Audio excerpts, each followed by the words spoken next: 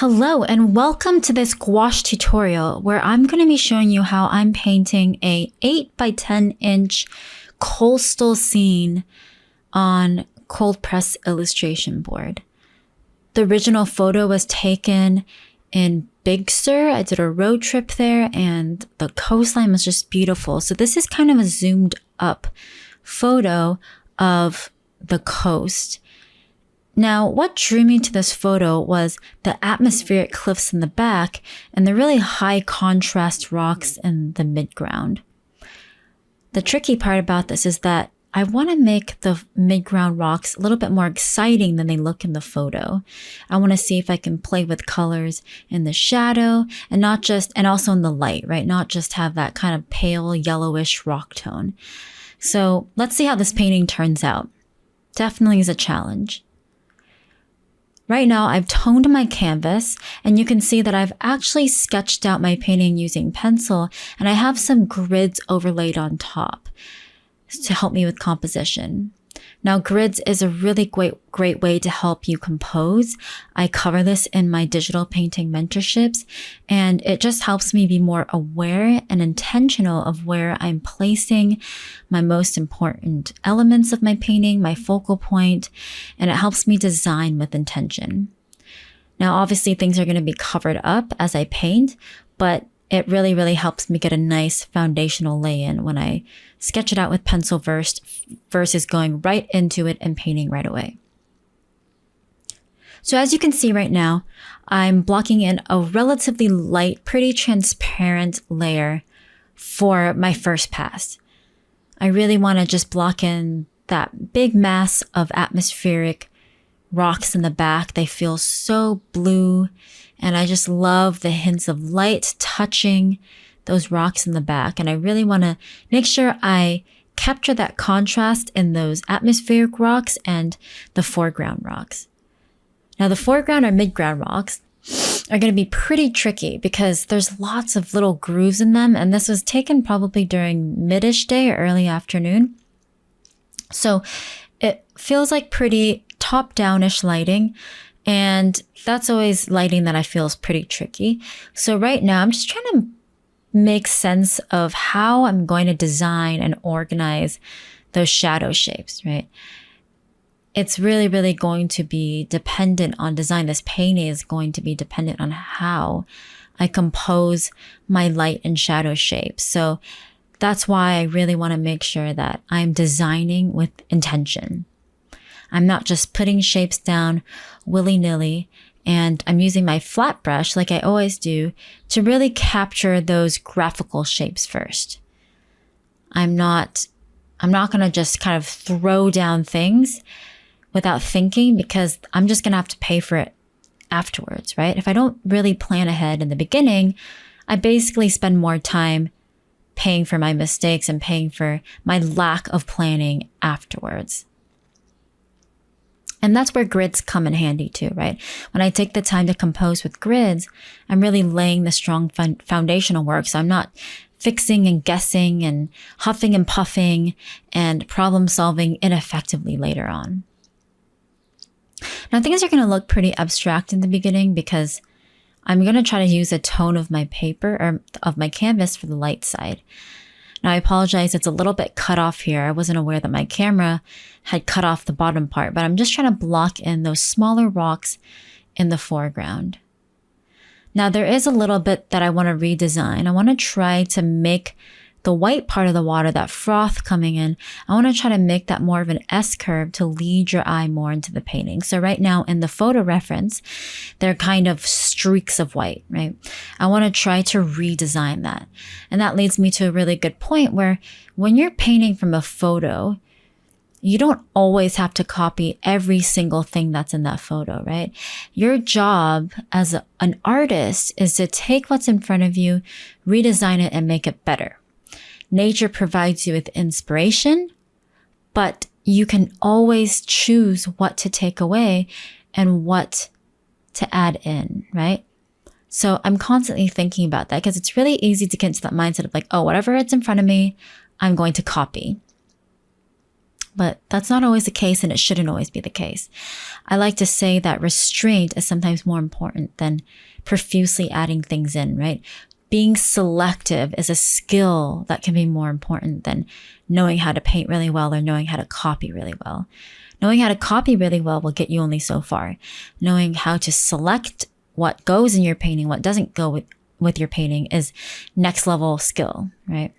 So that's what I'm going to try to do in this painting and every other painting, to be honest. So right now, the painting still looks quite abstract. We can't really make out what's going on. But as soon as I start adding in the water, you're going to see how the rocks are going to be carved out, right? Essentially because we're putting a darker value down. So we're bringing out the rocks in that way. So sometimes you don't have to paint every single thing, right? You by effectively leaving the tone of the paper, I can paint out other things in order to reveal other things, if that makes sense. I've just squeezed out some sky blue, and I should go over my colors that I have now. I'm working with a relatively limited palette. So I have, starting from the left, I have white, lemon yellow, yellow ochre, alizarin crimson, alizarin blue, sky blue, and then on top of that, I have a little bit of cobalt turquoise. Just because the water in that area, Carmel by the Sea and the Big Sur coast, is so blue and so beautiful, so turquoisey. So I knew that I needed to have a little bit of that special, exciting color to kind of really bring out the vibrancy of the water. And that's why I squeezed out a little bit of that cobalt turquoise. So you're going to see now I'm using my flat brush and I'm just blocking in the water, being careful to carve around my rock, right? I don't want to cut into the rock, try not to at least. And I'm still painting relatively thin right now. I like to do a thin wash first to sort of evaluate my values, evaluate my shapes, my masses. And then when that's kind of all blocked in, I'll pretty much go ahead and start painting pretty dry brushy and pretty thick. That's my method of painting with gouache. Not everyone paints that way. So I have a very opaque way of painting with gouache, almost like oil. And I know that I need to mix a lot of color with that water because it is such a big area to cover. Now, I'm not going to be too careful about where to leave the white area of the white part of the water, the froth or whatever you call it, because I'm probably going to go back into that with thicker paint and block that in as well. So right now I'm just darkening the water of the foreground just to bring a little bit more depth to the painting. And now you can already start to see where my rocks are and basically where the area of highest contrast is going to be, right? I want to make sure my value relationships are going to be congruent with my vision. So if this is going to be my overall value structure, I need to stay true to that, right? I can't suddenly start lightening only one part of my painting. If I do that, I need to lighten the whole thing, right? In order to maintain the value structure. So right now I'm still sort of trying to figure that all out. And you can see I'm not being super careful, right? I'm trying to be careful, but I'm also not being too obsessive in a way. I just want to block in. I just want to get the whole thing, the feeling of the painting in kind of as fast as I can so I can really quickly gauge the relationships with everything. Now, I don't mean to be careless though. I never want to try to be careless. I think there's a difference. I'm still thinking and actively engaging with my painting. That doesn't mean I'm careless, right? So I'm constantly assessing and seeing what is working that I'm putting down and what needs to be fixed.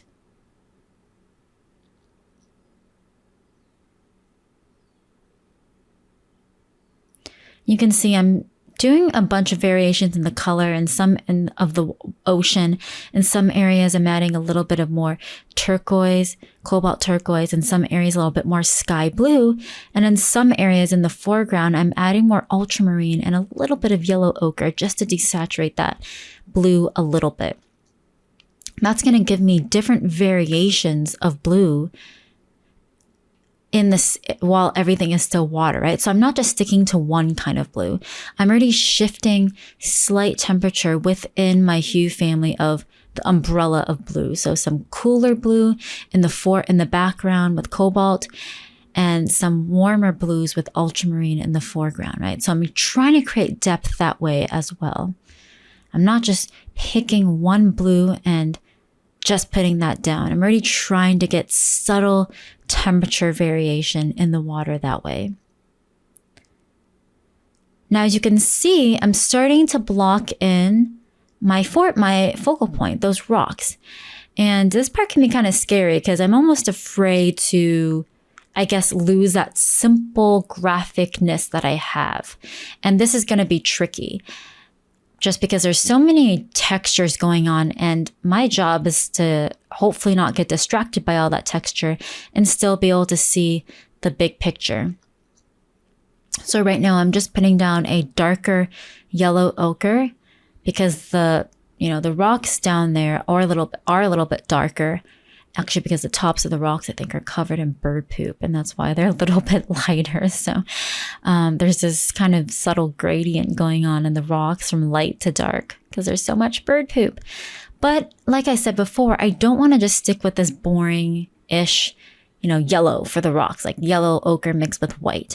I really want to try to play with slight different variations in hue. So you can see right now, I'm already putting down this kind of yellowish color with cobalt blue and a little bit of lemon yellow and white, while making sure my values are more or less okay.